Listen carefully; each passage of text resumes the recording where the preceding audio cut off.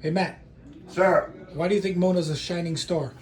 because she's our Mona and she generally loves Subaru and more importantly our customers.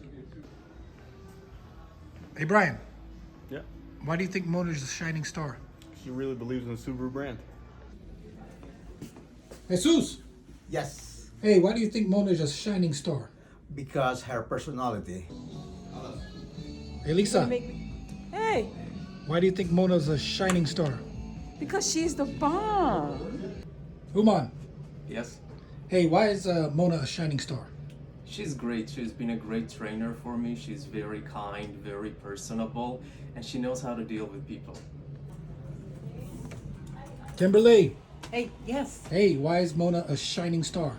Mona is the most welcoming, warm person when I first came here, and she's always willing to help no matter what you need.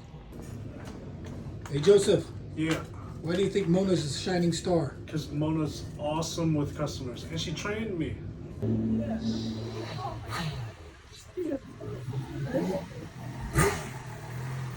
Hello? Hey, but Dad, Yeah? why do you think Mona's a shining star?